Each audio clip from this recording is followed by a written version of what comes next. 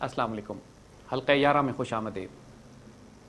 اللہ تعالیٰ اپنے کام کے لیے شیروں اور دلیروں کا انتخاب کرتا ہے، اور اقبال جو بندہ مومن کی صفات بیان فرماتے ہیں، ہم انہی صفات کے حوالے سے آج اپنے بچوں سے سوالات بھی لیں گے، اور اس سے پہلے اقبال کے کلام میں سے آپ کو کچھ پڑھ کر بھی سناتے ہیں کہ وہ پراسرار وجود جن کو اقبال بندہ مومن، کبھی مرد قلندر، کبھی درویش، کبھی شاہین شہ الاولاق فرماتے ہیں، ان کی صفات کیا ہیں؟ وہ حیرت انگیز وجود جو آج کے دور میں بھی بستے ہیں، لیکن جب یہ نوجوان نسل اس نور کی، اس فیض کی وارث ہو جائے گی، یہ وہ وقت ہوگا انشاءاللہ جب اللہ تعالیٰ بھی اس سے کام لینے کا فیصلہ فرما دیں گے. اقبال ایک مرد قلندر کے، ایک درویش کے، مرد مومن کی جو صفات بتاتے ہیں، اگر کسی ایک صفت پہ بھی انسان عمل کر لے تو پھر کائنات اور تقدیریں تبدیل ہونا شروع ہو جاتی ہیں. ہزار خوف ہوں لیکن زباں ہو دل کی رفیق. آج ہماری امت کا المیہ یہی ہے، اور ہر دور میں یہ رہا ہے کہ ظلم اس وقت پھیلتا ہے کہ جب مسلمان کسی برائی کو دیکھے تو اپنے ہاتھ سے اس کو روک نہ دے، اپنی زبان سے اس کو برا نہ کہے، اور دل میں برا سمجھنا تو کمزور ترین درجہ ہے ایمان کا. میرے بچوں، جو ایٹریبیوٹس اور صفات بندے مومن کی ہیں، اس میں جرت، کردار، بے باکی، دلیری، شجاعت فنڈامنٹل بیسک ایٹریبیوٹس. ہزار خوف ہوں لیکن زباں ہو دل کی رفیق. ہمیشہ خوف ہوتا ہے، سچ بات کبھی بھی بغیر خوف کے نہیں ہوتی، لیکن زباں ہو دل کی رفیق، جو بات ہے صاف کہی. جب بندہ مومن منافق نہیں ہوتا. یہی رہا ہے ازل سے قلندروں کا طریق. جو اللہ کے بندے ہیں، قلندر ہیں، فقیر ہیں، درویش ہیں، ان کا ایٹریبیوٹ سٹائل یہی رہا. اپنے بزرگوں کو تمام اٹھا کے دیکھ، سر کٹوا لیے کہ سچ بات کہنے سے باز نہیں آئے. حضور صلی اللہ علیہ وآلہ وسلم نے اپنی ذات مبارک سے، اپنے خاندان سے جو مثالیں قائم کی، صحابہ کرام رضوان اللہ اجمعین. حضرت خبیب رضی اللہ تعالیٰ عنہ کو، حضور کے ایک صحابی تھے، ان کو کفار نے پکڑ لیا اور شہید کرنے کے لیے پورا تماشا لگایا گیا، ان کو سولی چڑھانے کے لیے، ذبح کیا جائے گا، کاٹا جائے گا. ان کی شہادت سے پہلے ان سے آخری خواہش پوچھی کفار نے، کوئی خواہش ہے تمہاری تو بتاؤ. سوچئے ایسے موقع پہ انسان کیا خواہش کرے گا. حضرت خبیب فرماتے ہیں کہ میری خواہش ہے، مجھے معلوم ہے زندگی کے اب میرے پاس لمحے نہیں ہیں، میری خواہش ہے کہ اللہ کے حضور میں 2 نفل ادا کر لوں. اور آپ نے پھر 2 نفل پڑھے، اور بہت چھوٹے نفل پڑھے. جلدی سلام پھیرا اور کھڑے ہو گئے. کہتے ہیں اب میں ذبح ہونے کے لیے تیار ہوں. پھر کفار کو خود مخاطب کر کے کہتے ہیں کہ مجھے معلوم تھا یہ میری زندگی کی آخری نماز ہے. میرا دل چاہتا تھا کہ اس کو اتنا طویل کر دوں، اتنا لمبا پڑھوں کہ اپنے رب سے ایسی باتیں کروں، اپنے رب کے حضور سجدہ کروں، لیکن پھر مجھے خیال آیا کہ تم یہ کہو گے کہ میں موت کے خوف سے اس نماز کو لمبا کر رہا ہوں. ان کی غیرت نے یہ گوارا نہیں کیا کہ ان کو یہ تانا دے دیا جائے کہ موت کے خوف سے حضور کے صحابی نے، حضور کا صحابی ڈر گیا، حضور کے صحابی نے موت کے خوف سے نماز لمبی کر دی. وہ یہ تانا بھی سننے پہ تیار نہیں تھے. یعنی کوئی اندازہ کر سکتا ہے بچوں اس جرت کردار کا؟ معلوم ہے کہ لوگ کھڑے میں تلواریں نکال کر گردن کٹنے والی ہے، اور معمولی نہیں کہ گردن کٹے گی، باقاعدہ پہلے چھیدا جائے گا نیزوں سے، اور سوراخ کیے جائیں گے اور ٹکڑے کاٹے جائیں گے. It's going to be torture. اور مسکراتے ہوئے کہہ رہے ہیں. پھر وہ واقعہ کہ آپ نے وہ شعر پڑھے بڑے خوبصورت کہ جب میں ایمان کی حالت میں جا رہا ہوں تو مجھے اس بات کی پرواہ نہیں ہے کہ مجھے کس کروٹ لٹا کے وہ ذبح کرتے ہیں. پھر اللہ کو مخاطب کر کے کہتے ہیں یا اللہ، جو حضور نے ڈیوٹی میرے ذمہ دی تھی ان کو پیغام پہنچانے کی، میں نے ان تک پہنچا دی ہے. اب جو یہ میرے ساتھ کر رہے ہیں یہ رسول اللہ کو بتا دینا. اور حضور کو اللہ نے خبر دے دی تھی کہ خبیب کے ساتھ کیا ہوا ہے. اور یہ وہی خبیب تھے کہ جن کو جب آفر کی گئی کہ کیا یہ پسند کرتے ہیں آپ کہ آپ کی جان بچ جائے اور آپ کی جگہ حضور یہاں پہ ہو، تو خبیب فرماتے ہیں کہ میں تو یہ بھی پسند نہیں کرتا کہ میری جان بچ جائے اور حضور کو اس کے بدلے کانٹا بھی چبھے. بچوں، یہ جرت کا اندازہ کرتے ہو؟ ہزار خوف ہوں لیکن زباں ہو دل کی رفیق. یہ باتیں ایسی نہیں لکھی ہوئی اقبال نے، ہماری تاریخ میں سینکڑوں مثالیں ہیں اس کی، سینکڑوں مثالیں کہ جب بالکل موت سامنے ہوتی تھی جب آپ کو ڈیفینیٹ یقین ہے کہ پورے خاندان سمیت آپ کو قتل کر دیا جائے، اس وقت کہا جاتا ہے کمپرومائز کر لو، ہمارے حق میں فتوے دے دو، بادشاہ کے ہاتھ پہ بیعت کر لو۔ حضرت امام حسین رضی اللہ تعالیٰ عنہ 72 پوری فیملی کے ساتھ آپ تشریف لے کربلا میں پورے گھیر لیے جاتے ہیں، پورا آپشن ہوتا ہے، بیعت کر لے کر یہ نہیں ہو سکتا۔ قدم قدم قیامت، یہ سواد کوئے جانا، جسے زندگی ہو پیاری یہیں سے لوٹ جائے۔ یہ سفر بیٹا جو عشق کا سفر ہوتا ہے نا، یہاں پہ سر پہلی منزل پہ چلا جاتا ہے۔ ہزار خوف ہوں لیکن زباں ہوں دل کی رفیق۔ ہجوم کیوں ہے زیادہ شراب خانے میں؟ اب دیکھیے یہ طنز کیا ہے اقبال نے۔ لوگ مسجدوں میں کیوں نہیں جا رہے؟ لوگ اللہ کے علماء کے پاس کیوں نہیں جا رہے؟ نوجوان نسل علماء سے دور کیوں ہو گئی؟ یہ اقبال یہاں پہ طنز کرتے ہیں۔ ہجوم کیوں ہے زیادہ شراب خانے میں؟ فقط یہ بات ہے کہ پیر مغاں ہے مرد خلیق۔ صرف یہ بات ہے کہ جو شراب پلا رہا ہے اس کے اخلاق اچھے ہیں۔ کتنا بڑا طنز کیا ہے اقبال نے۔ آج جو سب سے زیادہ بد اخلاق سمجھا جاتا ہے، یہ استغفر اللہ استغفر اللہ استغفر اللہ، امت کے زوال کی حد ہے یہ، کہ حضور صلی اللہ علیہ وآلہ وسلم کی وہ حدیث مبارکہ جو حضور نے فرمایا تھا، جس کا مفہوم ہے کہ آخری دور میں جو فتنے ہیں علماء سے اٹھا کریں گے، اور علماء میں ہی فتنے داخل ہو جائیں گے، اور آسمان کے نیچے جو بدترین مخلوق ہوگی وہ علماء ہوں گے۔ آج کے جو علماء ہیں جن میں اکثریت علماء سو کی ہو گئی ہے، علماء حق ماشاءاللہ ہر دور میں رہے ہیں اور آج بھی ہیں، جو سٹینڈ لے رہے ہیں اس کفر اور ظلم کے خلاف، لیکن جو علماء سو ہیں، سارا فتنہ جو دین کا آج پوری دنیا میں برپا کیا، خاص طور پہ پاکستان میں جو برپا کیا ہے، علماء سو کا برپا کیا ہوا ہے۔ پاکستان کے خلاف خود کش حملوں کو جائز قرار دے رہے ہیں، سوسائڈ بامبز تیار کیے جا رہے ہیں، فرقہ وارانہ کفر کے فتوے ہیں، تکفیر ہے۔ ایک آج کے دور کے خارجی جو پوری امت مسلمہ کو کافر قرار دے کے مرد عورتوں بچوں کو قتل اور ذبح کرنے کو جائز قرار دیتے ہیں، جو ظلم فساد مچایا ہوا، یعنی ہمارے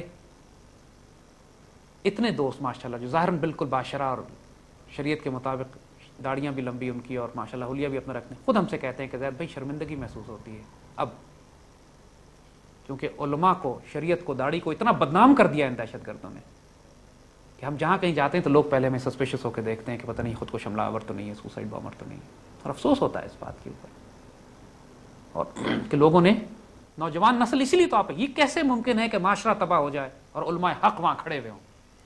ہو نہیں سکتا۔ معاشرے تباہ اس وقت ہوتے ہیں جب سب سے پہلے علماء کرپٹ ہونا شروع ہوتے ہیں۔ مچھلی ہمیشہ سر کی طرف سے سڑتی ہے۔ علماء کی ذمہ داری نہیں ہے کہ عوام کے پیچھے چلیں، علماء ہمیشہ عوام کو اپنے پیچھے چلاتے ہیں، اور اگر عوام آپے سے باہر ہو جائے تو اس کا مطلب ہے کہ علماء اپنی ڈیوٹی نہیں کر رہے ہیں۔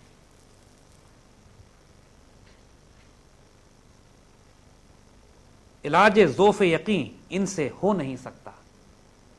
جو مرد مومن کا یقین ہے اس میں جو کمزوری آ گئی ہے اس کا علاج یہ لوگ نہیں کر سکتے۔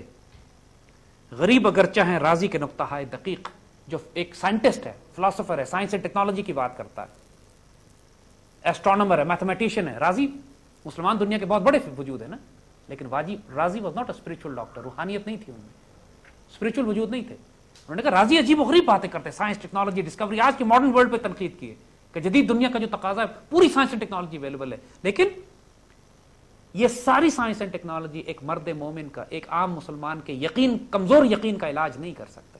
جس کو اللہ پہ یقین نہ ہو، جس کو حضور سے تعلق نہ ہو، اس کا علاج ممکن نہیں ہے اس سائنس اینڈ ٹیکنالوجی کے ذریعے۔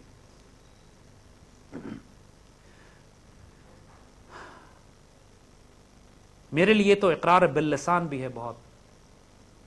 اقبال فرماتے ہیں کہ میں تو سیدھا سادہ سا مسلمان ہوں، کوئی میرے سامنے اگر آ کے کہے کہ میں مسلمان ہوں، میں مان لیتا ہوں۔ اقرار باللسان، زبان سے کوئی اقرار کر لے ایمان کا کافی ہے میرے لیے۔ یہ طنز کیا ہے اقبال نے اس بات پر کہ پورے جو مسلمانوں میں کفر کے فتوے لگائے جا رہے ہیں ایک دوسرے کے اوپر، یہ کافر ہے اور یہ کافر ہے اور یہ کافر ہے، اس پر اقبال نے طنز کیا ہے کہ میرے لیے تو اقرار باللسان بھی ہے بہت، ہزار لشکر کے ملا ہیں صاحب تصدیق۔ ہزار لوگ یہ کہتے ہیں جب تک ملا تصدیق نہ کرے تو ہمارا ایمان مکمل نہیں ہوتا۔ مولوی سے فتویٰ لو جا کے کہ تم مسلمان بھی ہو یا نہیں۔ جو امت میں فساد پھیلا، جو زوال امت میں آیا اسی وجہ سے۔ اگر ہو عشق تو ہے کفر بھی مسلمانی، یہ بڑا خوبصورت شعر ہے۔ اگر ہو عشق تو کفر بھی مسلمانی، نہ ہو تو مرد مسلمہ بھی کافر و زندیق۔ اگر حضور صلی اللہ علیہ وسلم سے عشق ہے، اللہ سے عشق ہے، تو کافر بھی مسلمان ہے، اور اگر حضور سے عشق نہیں ہے تو تم مسلمان اپنے آپ کو کہو، لیکن میری نظر میں تم کافر و زندیق۔ ایک اس کی جو سب سے خوبصورت مثال آج کے دور میں اگر دیکھنی ہے، جس کو ظاہری طور پہ دنیا کافر کہے لیکن ہم اس کو کہتے ہیں کہ وہ ایک ولیہ تھی، ایک خاتون آج کے دور کی، انتقال ہو گیا، ڈاکٹر این میری شمیل۔ آپ میں سے کچھ بچوں نے شاید ان کے نام بھی نہ سنے ہوں۔ تقریباً 90 سال کی عمر پہ ان کا انتقال ہوا ہے، آج سے چند سال پہلے، 6-7 سال پہلے انتقال ہوا ہے۔ علامہ اقبال، مولانا جلال الدین رومی، اسلامک مسٹسزم، روحانیت، اسلام پر پوری دنیا میں سب سے بڑی اسکالر، سب سے بڑی رازدار، سب سے بڑی اورینٹلسٹ، جرمن خاتون، جرمنی سے تعلق تھا۔